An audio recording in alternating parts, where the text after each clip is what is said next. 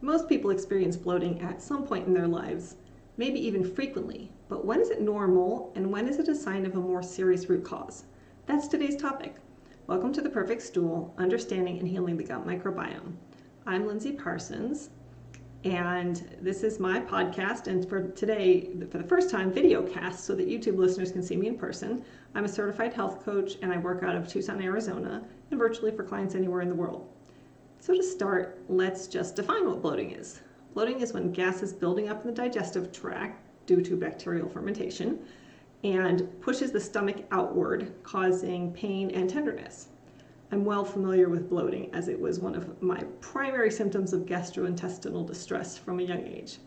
For me, it usually would happen after big meals out, where I'd get what I now call a food baby, and I did look about 6 months pregnant.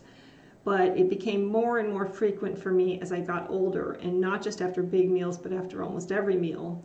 And then I even found that I was waking up bloated.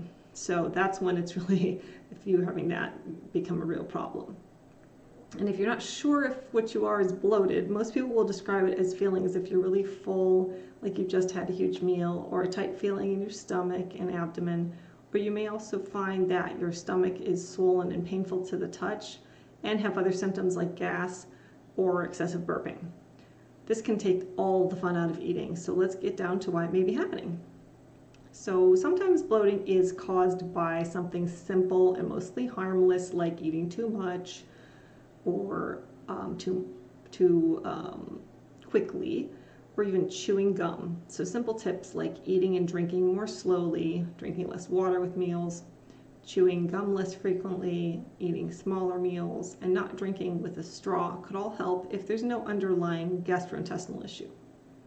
Many people also swallow excess air while drinking, so do double check your drinking technique and make sure you're not taking in air, especially if you're also dealing with frequent burping. Carbonated drinks also can cause bloating because of the extra gas that you're drinking. So if you've made these changes, but you're still finding that the bloating is persisting, what else could be causing it? A whole range of gut issues can cause bloating, and one of the most common actually is food sensitivities. So gluten and dairy sensitivities are two of the most common, and two that I had to eliminate in order to get rid of my bloating. So bloating is a common sign of lactose intolerance, which is incredibly common in adults, and I have it. If you've done a genetic test like Ancestry.com or 23andMe and have access to your raw data, you can actually find out whether you have the gene for lactase persistence. And lactase is the enzyme that digests lactose. And so what you do is you take your raw data and you run it through a free tool called Genetic Genie. So if you don't have the lactase persistence gene, then lactose intolerance is likely one or the root cause for you. If you notice bloating after enjoying some cheese, yogurt, or ice cream, you're definitely not alone. About 75% of the global population is estimated to have some degree of lactose intolerance. Thankfully, lactose and dairy-free foods are widely available, so you may not have to sacrifice at least not all of the dairy foods that you love. But do be aware that casein intolerance, which is an intolerance to the protein in dairy, is also a thing. So it's possible that you could have more than just lactose intolerance. Gluten is another common trigger of bloating and other GI issues, both for people with celiac disease as well as people with non-celiac gluten sensitivity. So signs of celiac disease include bloating and gas, abdominal pain, anemia, and diarrhea, among others. And then some people with gluten sensitivity don't have celiac disease, but will have those similar symptoms. And in that case, eliminating gluten can increase your digestive comfort and help avoid bloating and gas. So if you do have a positive celiac test, it is essential to strictly eliminate all sources of gluten to avoid further damage to the intestines. And dairy too for a while, as the villi in your small intestine are healing. So what I would recommend is to get tested for celiac first, and then if it's negative, try going gluten-free for a few weeks and then reintroducing gluten to see if first your symptoms go away and then whether they return when you reintroduce the gluten. Even if you don't have any food intolerances, some high-fiber foods like legumes, beans, lentils, peanuts, or cruciferous vegetables like cabbage, cauliflower, and broccoli can cause uncomfortable bloating and gas for some people. So by slowly introducing nutritious and high-fiber foods like beans and lentils, and then including them regularly in your diet, rather than eating a ton of beans and that occasional bowl of chili, you're less likely to experience bloating after eating them. But ideally, if you suspect a food sensitivity or have never checked for this, I recommend a basic elimination diet where you eliminate the most common problematic foods at the same time, as often your gut just needs time to heal if you do have one or more food triggers. So the foods that I would eliminate for this, maybe 30-day trial would be gluten, dairy, soy, corn, highly processed foods with tons of ingredients, processed seed oils, added sugar in any form, even natural forms, artificial sweeteners, except stevia, monk fruit extract, allulose, or erythritol, and then also caffeine and alcohol, or as many of those items as you can handle. I know some people can't give up caffeine. So do that for 3 to 4 weeks, and then one by one reintroduce foods a couple of times a day for 2 days, and then wait 2 more days to check for reaction before reintroducing another food. So another cause of bloating could be poor enzyme function, enzymes being the substances that help you digest food. So poor enzyme function or production can cause bloating with certain foods, even healthy ones like raw fruits and vegetables. So if you have issues with these foods or see pieces of undigested food in your stool, a general digestive enzyme may be helpful to take with meals, and I can link to one in the show notes. Then if fatty foods cause you bloating and discomfort and you have light-colored stool, low bile flow due to poor gallbladder function may be at work. Bile is produced by the liver and stored in the gallbladder. And the gallbladder is then responsible for secreting a bolus of bile to the digestive tract to aid in digestion of fats. And when it's not functioning properly and you eat high-fat foods, you may experience other symptoms such as nausea and gas. And there are also other conditions that can cause gallbladder dysfunction, like hypothyroidism and fibromyalgia. Other symptoms of gallbladder dysfunction include headaches, problems losing weight, pain in the feet or right shoulder, hormonal imbalances, yellowing skin, and constipation or diarrhea. Natural healing strategies can help improve gallbladder function, including starting your meals with a bitter food to stimulate bile flow, like dandelion leaves, which are free in pretty much all of our yards as long as they're pesticide-free, other bitter greens, lemon zest, or beets. Or you could take Swedish bitters before meals, or consider a bitter aperitif before dinner, like Campari, Aperol, Amari, Pastis, or Ouzo.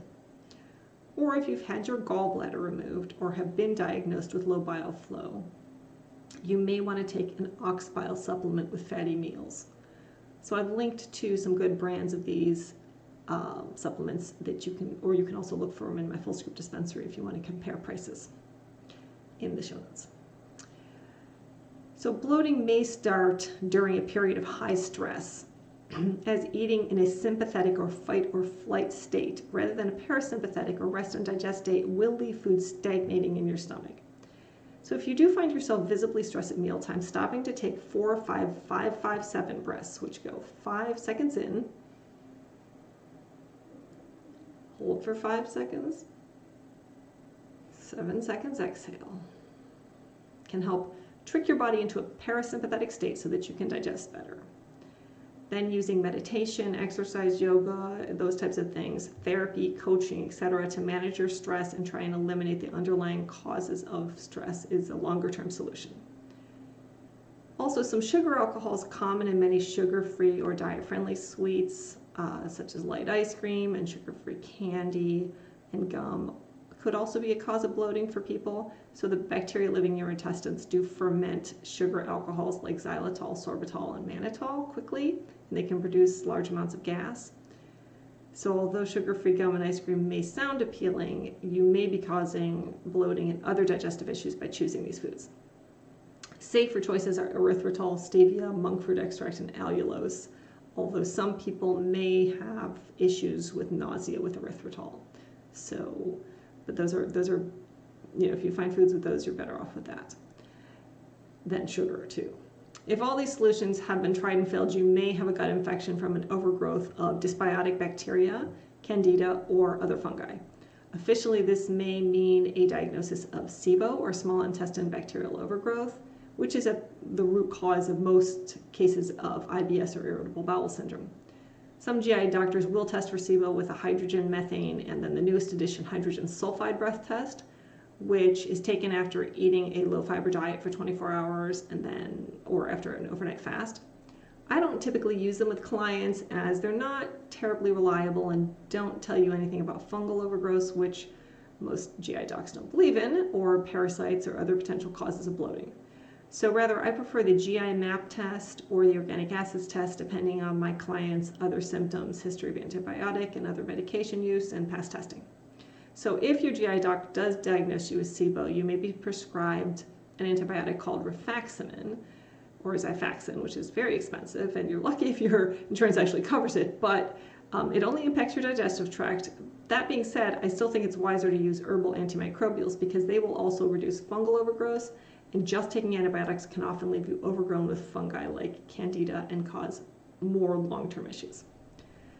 So digestive system Candida overgrowth, also known as SIFO or small intestine fungal overgrowths, are one of the most common things I find in my clients and are best diagnosed using the organic acids test.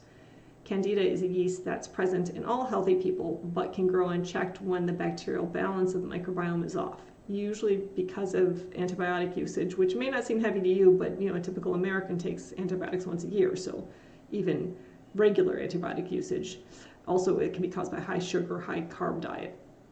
Other symptoms of Candida overgrowth include sugar cravings, brain fog, rashes, a white tongue, and vaginal yeast infections in women. So treatment for SIFO is trickier and can take longer than SIBO treatment, as it can take some time to restore the microbial balance and bring the Candida levels down. And that usually requires removing added sugar and simple carbohydrates for a while, as other foods that stimulate Candida growth, as well as other foods that stimulate Candida growth, and then limiting them in the long term, of course. The primary short-term diet changes recommended for SIBO that's solely bacterial in nature is a low FODMAPs diet, which is fermentable oligosaccharides, disaccharides, monosaccharides, and polyols. And that's a mouthful, I know. This diet involves limiting high FODMAP foods for a period of time and then monitoring for a decrease in symptoms. So some examples of those high FODMAP foods include wheat, milk, onions, garlic, cauliflower, cabbage, artichokes, beans, apples, pears, and watermelon. But it's a way longer list than that, and you can just find it by Googling it. So removing these foods will deplete the bacteria in your gut, so it's important not to do this long term, but rather once your symptoms are gone for a couple of weeks, to start reintroducing foods by groups and checking for a reaction to a given group. On a longer term basis, you may need to limit quantities of these foods if you find yourself with recurrent SIBO, but you should still be able to eat some of them. You'll also need to determine the root cause of your SIBO, which, if it isn't from dysfunction of one of your digestive organs, as I've already discussed, or a gut infection, is likely related to issues with peristalsis or intestinal motility in the small intestine, leading to the stagnation of the food, which causes the bacteria to overgrow, much like stagnant water has bacterial overgrowth. So that can be from vagus nerve dysfunction, the vagus nerve being the nerve that controls your digestion, comes all the way down, goes all the way down, and controls all your organs. And that can also stem from a stressful event or brain injury, or could be from low serotonin, which can arise from a poor diet, lack of exercise, a lack of exposure to natural light, chronic stress, or insufficient protein or intake or digestion. So I know that was a lot. What else causes bloating? Well, there are a few more things. Low stomach acid levels can also be a cause of bloating. When you have insufficient stomach acid, it makes it hard to digest proteins, so proteins may not be completely broken down into amino acids. Stomach acid is also protective against pathogenic bacteria and sterilizes them, so you're going to be more susceptible to overgrowth of bacteria like E. coli that are present in SIBO and that thrive in a neutral pH environment. We tend to have decreased stomach acid as we age also, and when we're under stress. So you might try taking a small dose of betaine HCl, which is just hydrochloric acid or stomach acid, with meals that can help not just increase your acid and help with protein digestion and sterilizing your food, but will also help stimulate bile and enzyme flow. So it's a good thing to try for middle-aged or older, under stress, or are experiencing these symptoms. Another sign of potentially low stomach acid is GERD, or acid reflux, as the pH of the stomach regulates the opening of the lower esophageal sphincter, and an insufficiently acidic stomach environment can lead to a sphincter left open for acid to go up and cause heartburn. It can cause a warmth in your chest or a subtle cough like I used to have with what they call LPR. It's like all the time. A common bacterial infection that also causes low stomach acid is H. pylori or Helicobacter pylori. It's a bacteria present in many people's gut microbiomes, and for some people,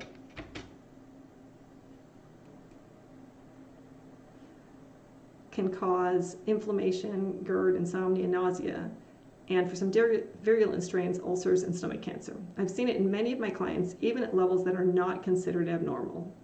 And when I educate them on how to eliminate it in a safe way using mastic gum and not the triple antibiotic therapy as a GI doctor might prescribe, they always feel better.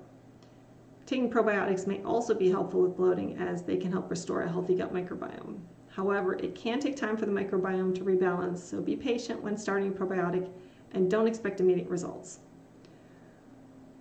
One with evidence to help SIBO is Saccharomyces boulardii, which is a beneficial yeast, which I will link to in the show notes. Another home remedy to try for consistent bloating is peppermint oil, which has been shown to help IBS patients with bloating. You can take one gel cap 15 minutes before meals. It used to be helpful for me, but it does cause that sometimes lead to pepperminty kind of stomach sensation and burps, but there's worse things like bloating.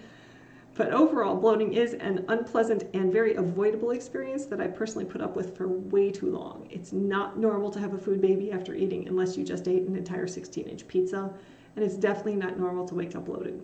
I can't tell you how much better I feel and look now that I don't regularly bloat after eating. So if you find that you have consistent painful bloating and simple behavior and diet-based interventions haven't helped, or it's feeling too overwhelming to sort through everything I just said, or you've, all the other potential reasons, just please set up a free 30-minute breakthrough session with me, or you can do a 1-hour consultation if you're ready just to jump to starting to solve the problem, and we can talk about the best next steps for you to solve your bloating problem.